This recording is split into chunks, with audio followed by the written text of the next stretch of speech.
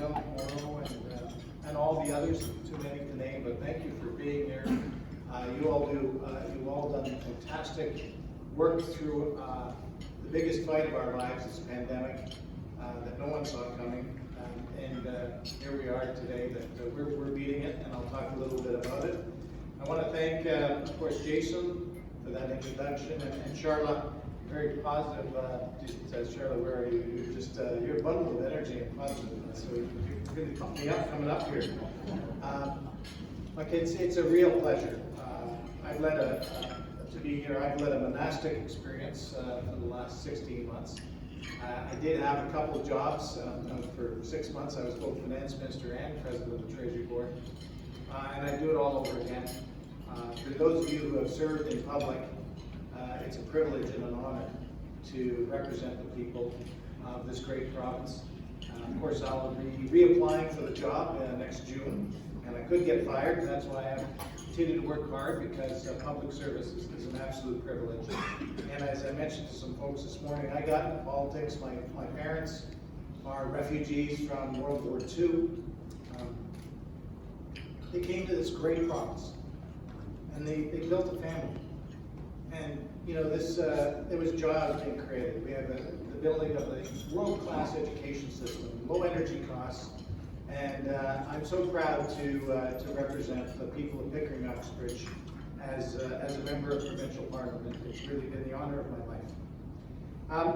So listen, after a year of virtual meetings and speaking into a little camera lens, as I mentioned, it's so good to see the bottom half of everybody from the chin down. I haven't seen anybody from the chin down for almost a year. And I want to, before we get too far in, I do want to acknowledge again, Charlotte, thank you for acknowledging the lands that we are on and the great people and businesses here that have been impacted by the wildfires in Northern Ontario. And of course our First Nations colleagues who have been displaced with a lot of the fires up in the Northwest. I know in this hotel, I believe in another hotels within Thunder Bay, you've put up a number of people here in their time of need, and that's what we do as Ontarians. We band together in a time of need. Premier Ford has been up and others, and we will continue to throw every resource that we have at our disposal to make sure that the communities are safe in our Northwest and in our various areas of Ontario, and make sure that we get through this together. And you've been incredibly generous hosting evacuees. So on behalf of them, I'll be leaving later today, but I do want you to, if you bump into them, to thank them and tell all of you who've been supporting them how grateful I am. I want to thank Mayor Morrow for your outstanding leadership as well at this critical time. I know how it feels to be an elected official going through a pandemic, and your leadership is very much appreciated. And folks, you probably know we come from different sides of the aisle, but I think what's so critical is that when we face adversity, we face it together. And look at the types of things that we can do together. And so I wanted to thank you for your leadership. Our government will continue to monitor the wildfire situation as well, as I mentioned, and again, I just want to reemphasize that we'll provide all resources and necessary to protect our community. En français un petit peu, les résidents et les entreprises de Thunder Bay s'attendent à ce qu'on les aide non seulement à traverser la pandémie, mais à en sortir plus forte que jamais. Ils ne méritent rien de moins. C'est pour cette raison que nous investissons dans la relance des entreprises locales. Par exemple, le programme de relance économique de Nord de l'Ontario vient en aide aux entreprises de cette région en accordant 26 millions de dollars pour qu'elles adaptent leurs opérations aux nouvelles directives de santé publique, protègent leurs employés et clients et rétablissent la confiance des consommateurs. Des fonds accordés dans le cadre de ce programme aideront à couvrir les coûts d'équipement de protection individuelle d'installation de matériel de sécurité, de rénovation et de nouveaux travaux de construction. The people and businesses of Thunder Bay expect and deserve supports that will not only help them, you folks, weather the pandemic, but emerge stronger than ever. That's why we're making local investments to help the businesses here recover, such as the Northern Ontario Recovery Program, which is helping northern companies, which I just said in French, often I say, with $26 million in support to adapt operations to meet new public health guidelines, protect employees and customers, and rebuild consumer confidence. It provides businesses with funds to help with the cost of personal protective equipment, PPE, installation of safety equipment, renovations, and new construction. In Thunder Bay alone, $3.8 million of this fund went to more than 200 of your businesses. Like Canada West Maple Products, which was able to set up sanitizer stations with the funding. And Thunder Bay Hydraulics, which installed air purifiers and plexiglass partitions. In February of this year, our government launched the new and improved Northern Ontario Heritage Fund Corporation programs that support more projects in rural northern communities and make it easier for more people and businesses to apply. The programs target existing and emerging markets, provide more work opportunities for Indigenous people, and address the skilled labor shortage in the north. Alongside these program changes, we allocated an additional $50 million over 2 years to support investments in infrastructure, culture, economic development, and training.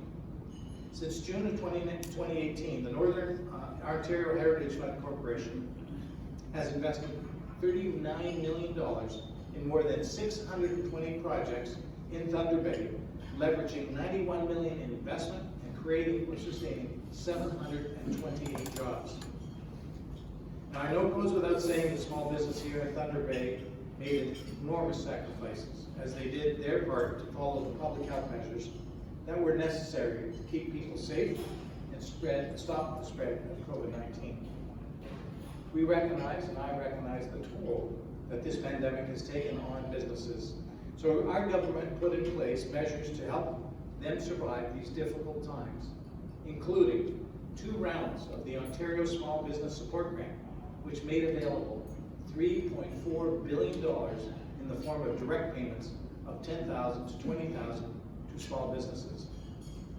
In addition, property tax and energy cost rebates, which helped cover fixed costs for businesses that were required to close or significantly restrict services due to provincial public health measures. The $100 million Ontario Tourism and Travel Small Business Support Grant, which provided one-time payments of $10,000 to $20,000 as well, to help eligible small business tourism and travel businesses to recover from the pandemic. As well as we offered help to small businesses with the unexpected costs of PPE with one-time grants of $1,000 through Ontario's Main Street Relief Grant. These are just some of the programs our government put in place to help businesses in the Thunder Bay area and across Ontario weather the pandemic. But of course, it's critical that we focus not only on our immediate and urgent pandemic response, we must also maintain our investments in local infrastructure and public services like roads, bridges, schools, and hospitals. These investments not only support the quality of life of the people of Ontario, they also contribute to a thriving local economy. Investments like upgrades to Prince Arthur's Landing, the twinning of the Highways 11 and 17, and the new cardiovascular surgery center at Thunder Bay Regional Hospital. In addition to these local initiatives, I'm committed to bringing unique perspectives back as we focus on our top priority after the pandemic, which is robust economic growth that leads to job creation and a stronger economy. And as our government moves ahead with key decision-making milestones, such as the upcoming fall economic statement that I will do this fall, we are also building long-term plans to restore Ontario's long-term competitiveness. We know that even before the pandemic hit, this Chamber of Commerce had ideas for how we could create a more competitive business environment in Ontario. Whether that's through cutting red tape, and I heard an earful today about red tape, or better supporting job creators. Our government is committed to keeping our eye, not just on the short-term recovery of the province, but also tackling long-term barriers to economic growth that have been ignored by previous governments for a long time. Part of our plan to protect Ontario's economy is to provide tax credits that will help support our province's workers, regions, and families. Despite the support provided by all levels of government to care for workers and help businesses retain their staff during these unprecedented times, we know that some workers have lost their jobs. Northern Ontario has definitely not been immune. Since February of 2020, employment in Northern Ontario has declined by 7.2%, the largest across any region in this province. So in our most recent provincial budget, we introduced the Ontario Jobs Training Tax Credit. This is just one part of our plan to help workers get back into the workforce as quickly as possible and connect them with in-demand jobs. This temporary tax credit will provide up to $2,000 to individuals with eligible training expenses. And this measure alone, and there's many things that I put in the budget 2021 back on March 24th, but this measure alone would provide about $260 million in support to about 230,000 people in Ontario. This will help workers with the cost of training, including personal support workers through their training programs, graphic design programs, heavy machinery training programs, as well as post-secondary courses that provide credits towards a degree, diploma, or certificate. Eligible individuals can claim this credit when they file their tax returns next year. Our 2021 budget also included an additional $614 million over 2 years to provide targeted employment and training supports. And this includes, I know I'm throwing a lot of numbers at you, but that's what I love doing, I'm a numbers guy. This includes up to $85 million to support the Skills Development Fund, to invest in projects that give laid-off workers immediate access to training or new jobs, while improving the quality of training supports to better support local communities. Our overall investment also includes $117 million to assist women, racialized individuals, indigenous peoples, youth, and people with disabilities who are facing the highest rates of unemployment during the pandemic. We're also allocating $157 million to provide workers in the hardest hit sectors during the pandemic, including the hospitality and tourism sectors, with career counseling and urgent training to find new careers and good jobs. And this one is especially important for northern communities. We're allocating $61 million to upgrade and expand high-speed internet and other digital infrastructure so community organizations, training providers, and colleges can provide employment and training services remotely to workers in every corner of the province. I'd also like to highlight the Regional Opportunities Investment Tax Credit. Ontario's prosperity is built on the strength of its regional economies. While the province as a whole experienced positive employment between the last recession and the outbreak of COVID-19, the pace of job creation has varied. During that period of growth, the areas in and around Toronto and Ottawa experienced more rapid employment growth compared to other areas within the province. For this reason, in March of last year, our government introduced the Regional Opportunities Investment Tax Credit. Of course, economies around the world have experienced many changes over the past year and a half, but these changes have only strengthened our government's resolve to help every region in Ontario recover and get ahead. In our most recent budget, we temporarily doubled this tax credit rate from 10% to 20% for eligible expenditure. This tax credit is available for corporations that invest more than $50,000 to build, renovate, or purchase eligible commercial and industrial buildings in specific Ontario regions, including Thunder Bay. Doubling the tax credit means we doubled the available tax credit support for regional investments from a maximum of $45,000 to a maximum of $90,000 in a year. By enhancing this tax credit, Our government is investing an additional $61 million, resulting in total tax credit support of about $155 million by 22-23. This will help attract investments, boost growth, and create jobs right here in Thunder Bay. And since the onset of the pandemic, I've continued to meet with people and businesses across the province through our screens. From virtual budget consultations, I did 28 virtual budget consultations. I got to tell you, that was quite something. And that's why I'm so happy to be here and meet you in person. You know, we learned a lot from meeting with so many people. That's one of the flip sides of COVID, is that I could meet with so many more people and listen and hear what were the priorities of businesses and workers and families across this great province. I want to talk quickly about another way the province is investing in northern communities to help attract, support, and sustain economic growth and job creation, and it's through the Ontario Community Infrastructure Fund. So in January of this year, the province announced a $200 million investment in municipalities through this fund to help 424 communities build and repair roads, bridges, and water and help infrastructure. Of that fund, more than $5.8 million was dedicated for the city of Thunder Bay. Now, as part of my consultations and part of my work as the Ontario Jobs and Recovery Committee, I chaired that committee, there's truly nothing like being here in person, which brings me to the last project I will highlight today.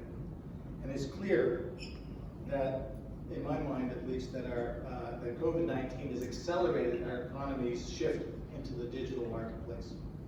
High-speed broadband access is not a nice to have, it is a must-have. In terms of broadband access, as many as 700,000 households in Ontario are underserved or have no service. I'm sure many of you have faced that. Households in Ontario, mostly in rural, remote, or northern areas, are the most impacted. And to me, that is completely unacceptable in 2021. So that's why in 2021, in my budget of 2021, I included a new investment of $2.8 billion, bringing our total commitment to broadband infrastructure to nearly $4 billion, to ensure that every region in the province has access to reliable, high-speed internet services by the end of 2025. This is the largest single investment in broadband in any province by any government in Canada, by any government in Canadian history, and will be pivotal to Ontario's economic long-term growth. And this sets the foundation for Ontario to be competitive for decades to come, and positions the province as a leader in the transformational shift to a digital economy, which I believe is absolutely necessary for the future growth and development of Ontario, especially Northern Ontario.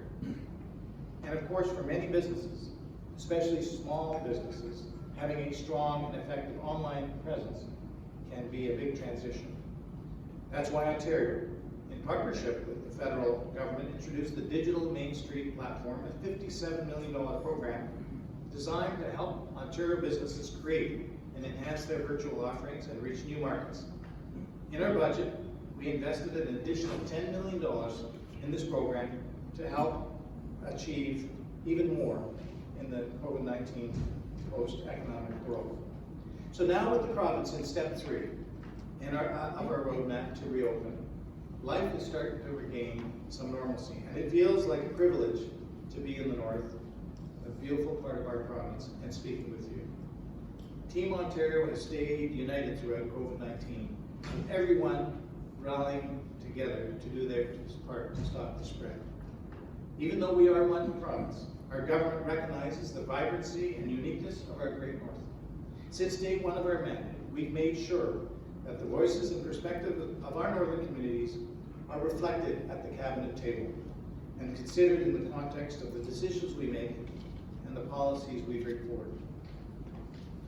I feel very fortunate, and I believe you may feel the same way, to be represented by 3 outstanding leaders, Ministers Ross Romano, Mr. Vic Fideli, and Mr. Greg Rickford, all led by Premier Doug Ford. They are advocates for the North, they're great leaders, and they're very good friends of mine. COVID-19 has only strengthened their resolve and mine to keep fighting for the North. While our government's immediate priority remains protecting the health of our people and our economy in the face of COVID-19, we're also looking ahead to the long-term prosperity of our province. We're preparing for Ontario to come back stronger than ever, and Northern Ontario will be an integral part of that recovery. I look forward to working with all of you in the days, weeks, and months ahead as we chart our course out of this pandemic, to rebuild the kind of province that we will be proud to pass on to our children and our grandchildren. Thank you, and I will pass it now back to Charlotte. Thank you very much.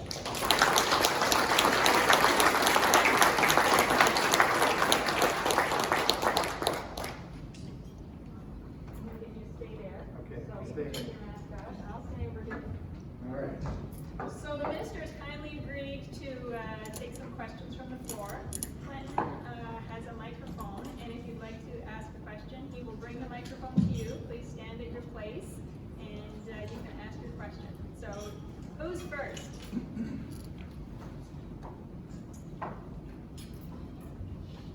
Anyone can ask me about the Blue Jays?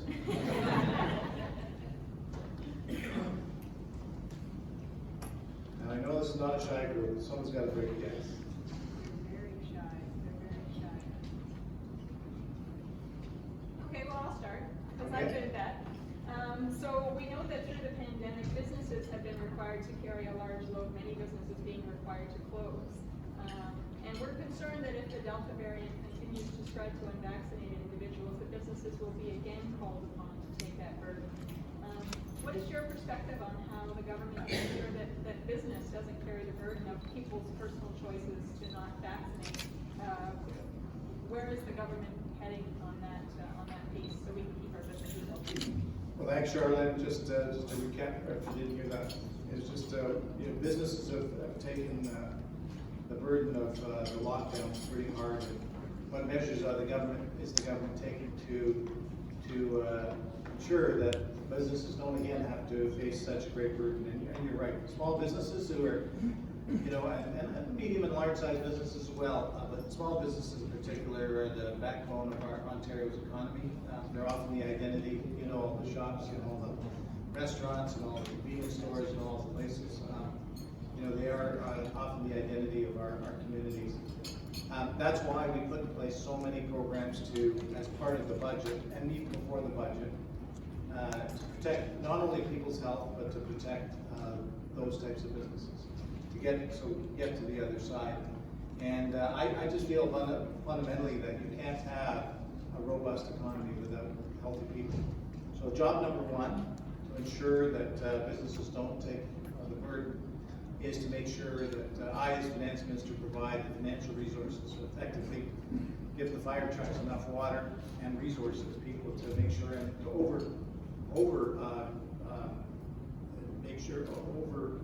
accommodate the amount of resources, whether it be vaccinations, whether it be for contact tracing, for testing, for mental health, for capital investments in hospitals, in long-term care facilities, the staffing for those hospitals, and we have many in long-term care facilities. We have many long-term care facilities where the turnover rate is very high.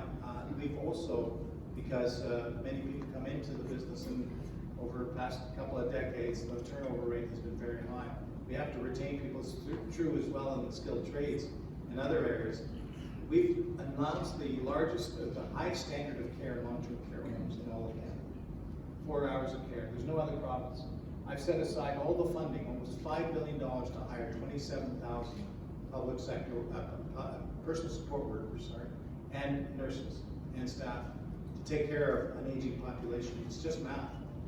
We have 40,000 people.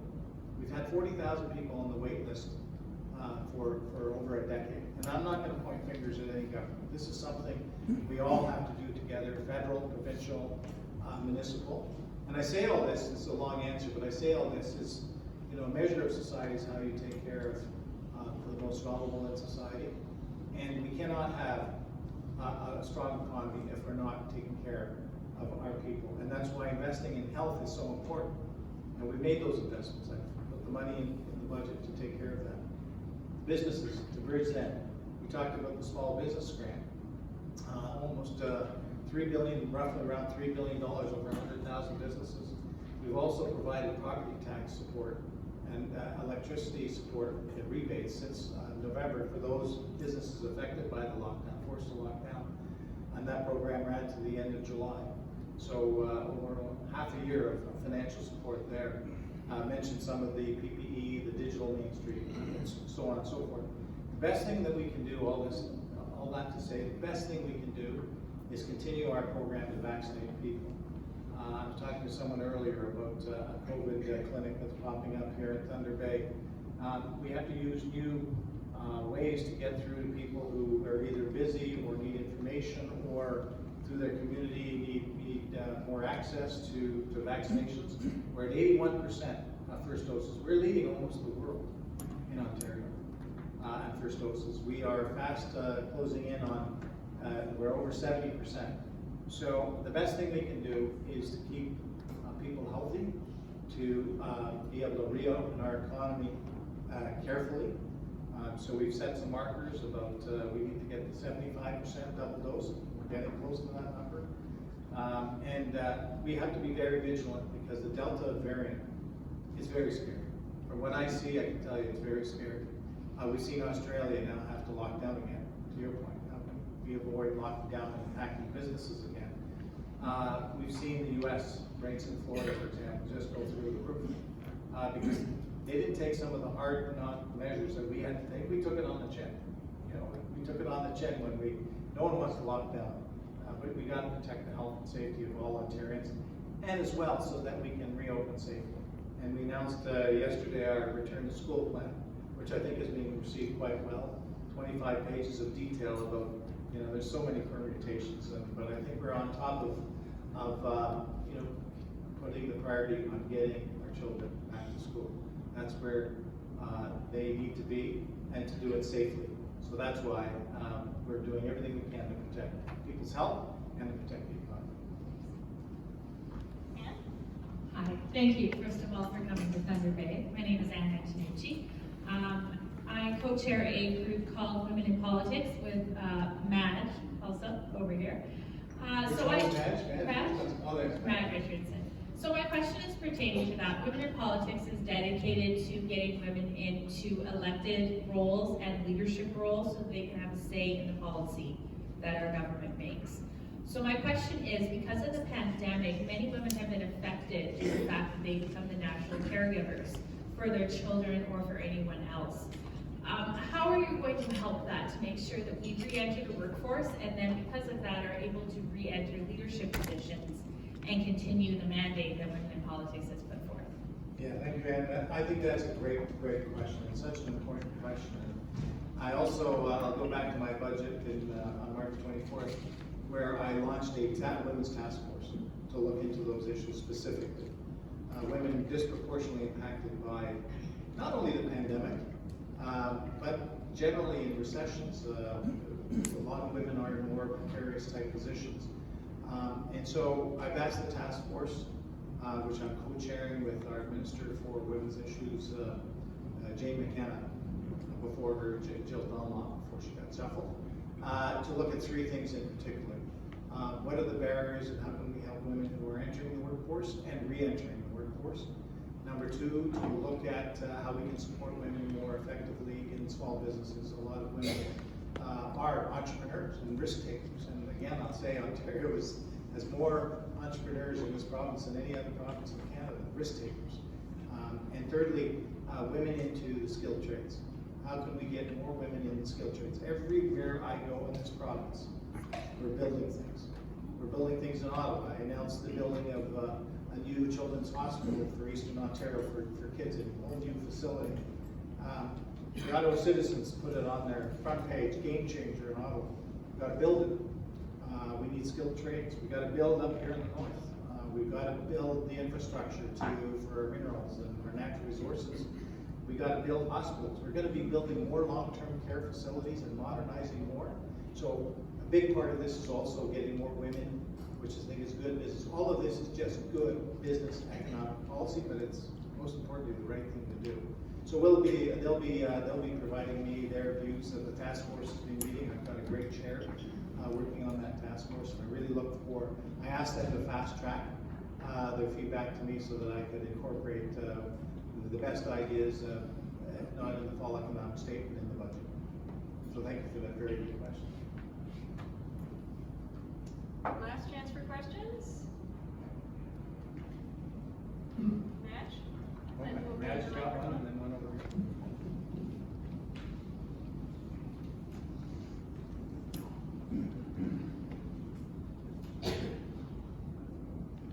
Thank you. Thank you very much for your presentation and entertaining some questions. That's very nice. Thank you. So my question is regarding the 117 million that you set aside for women, racialized population, as well as youth.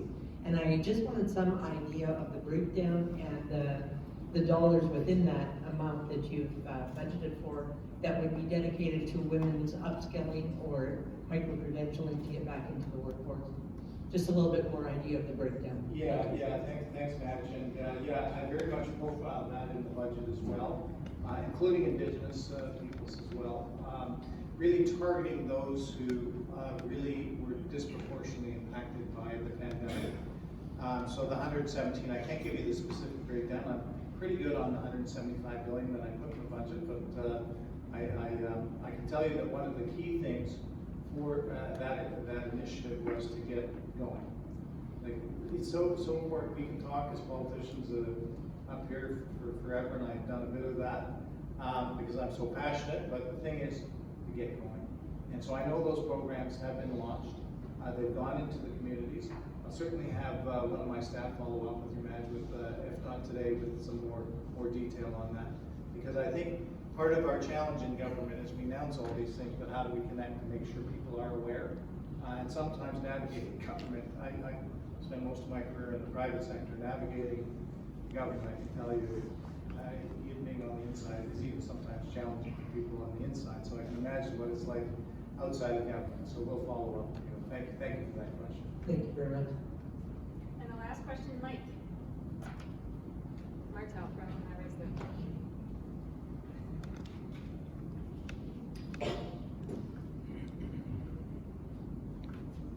I have two questions, related questions, and they're around long-term care.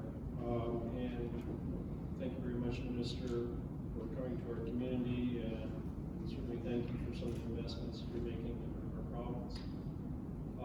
But the questions around long-term care are first, the challenge that you put out there is it's good to say we're going to hire all these PSWs, and certainly I think we need 600 in North Bay or Thunder Bay right now. But has any thought been given to paying those professionals a fair wage? Because from where I stand, certainly in the private sector, the PSWs, they're certainly very difficult to attract and very easy to leave that profession given the treatment of the professionals. So that's my first question. I think unless you address that, you're going to be wasting training dollars because people will not stay in the business. And then secondly, related to that, is there any consideration given to redirecting resources? We're going to create a whole bunch of long-term care beds, and we're going to beef up, get that waiting list down. But if you compare Canada versus other OECD countries, we are certainly at the top in terms of institutionalizing our seniors. And if you compare us versus, for example, Denmark or Sweden, they invest proportionally roughly the same as we do in Canada, but their investment is in terms of how do you keep seniors in their homes? And if you ask cross-section of seniors, where do they want to be? Clearly, over 95% want to stay in their homes as opposed to institutions. So, some reflection on both of those questions. Okay, thank you, Mike. On the first one, the personal support workers, I'm sure many of you have met personal support workers. They're incredible, dedicated individuals. Many who come from other countries and they want to build a life here. Many who choose that as a career path. And you're absolutely right. First off, we have increased the wages, and we continue to work on making it permanent. But we increased. We handed out a pandemic pay, $4 an hour increase for a temporary period of time, and then for the personal support workers, that included nurses, a whole lot of paramedics for a period of time at the worst of COVID when it first broke out. And then we targeted specifically the personal support workers at $3 an hour. So that's number one. Number two, in terms of, you make a great point, training and retaining personal support workers, among others, is so critical. So we've launched a program. It's already started in many colleges. I've graduated the class already on what we call a fast-track training program for personal support workers. So they do 12 months in an institution. So they actually have the experience of seeing what it's like, whether it's a retirement home or a long-term care home, and 12 weeks in the classroom. So they spend basically 6 months, because of course we want them to know what it's like. And there's nothing like actually doing the job as you're being trained and educated. And I think that, and I'll build into the second part of the question, and it's a really good one, because one of the reasons that we fought in the last election was to end the hallway medicine. And what's hallway medicine all about? It's our emergency rooms where you stack people up, but because there's no beds available. Why are no beds available? Well, because they're waiting for a long-term care bed or an alternative living care facility. And we don't have the infrastructure in Ontario to do that. We hadn't, as I mentioned, built enough beds over the previous couple of decades, long overdue. So we have to build the capacity. We have to make sure we train people to be able to take care of the people that we put into these facilities. But home and community care, this is an area where I think that we definitely, we launched that plan about 2 years ago before COVID, through the amalgamation of all the LHINs and a number of agencies to provide through Ontario Health, modernized and transformed home and community care program. People want to stay in their homes. They don't want to be in a hospital bed. And they certainly don't want to be in a hospital bed waiting for that long-term care bed because they can't go back home. So how do we do that? And the final, so I can go on for quite some time. Trust me, we are putting billions of dollars, like record amounts. I sign off on all the checks, and I'm a big proponent of that, because again, if you don't take care of your people, if you don't have a healthy economy, we won't have a healthy, healthy people, we won't have a healthy economy. And the last thing I'll say, to be innovative, we have to try new things, is the community paramedicine program, which we're also bringing to Thunder Bay. So what the community paramedicine program is a program, you may be suffering from a number of ailments that you need care, but there's a period of time that we can provide it at home. So the paramedic community goes to your home, and maybe forestalls the time that you absolutely have to need round-the-clock care in a long-term care facility. We'll do it at home for a couple of years. And it's more that home and community care where a lot of people want to be, but we need to be able to have the personal support workers, the paramedics, and others bring that care to home. So we're going to do this together. Again, it's not just a provincial government, it's not just a municipal government, it's a federal government. And I think one thing that we've seen, one silver lining of the pandemic, is when we work together, we can get things done better. And we're in conversations with the federal government on long-term care funding. The province can't do it on its own. Our Canada Health Transfer, you may have, for some who have as much gray hair as I do, remember when Medicare was launched, it was a 50-50 funding formula. Now, fast forward to today, where we really have an aging population and healthcare costs are back-end loaded, the provinces get 25 cents from the federal government, no longer 50 cents. So we've got a huge funding shortfall. They acknowledge that. We've got to work together with our federal partners to be able to invest healthcare dollars for the future. Broadband is another area where we work together. We work together on infrastructure, bring more infrastructure to many communities. It ties into long-term care, it ties into home and community care. And we have to be bold in this province. It's math, it's not ideology. We have an aging population, and we can't have a healthy economy if we don't take care of all our citizens. So thank you for that question. And I guess that's it, folks, so thank you very much. Great to be in front of you.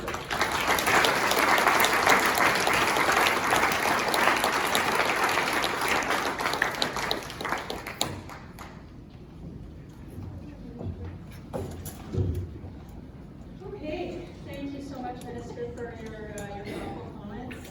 Lots going on for sure, and you've got a yeoman's road ahead of you. It's not an easy time to be finance minister, for sure, coming out of a pandemic and how to get the economy going, and we know it's in capable hands, so thank you for all the hard work you and your team are doing to help us get back to the economy that we're looking for, and thank you for being here.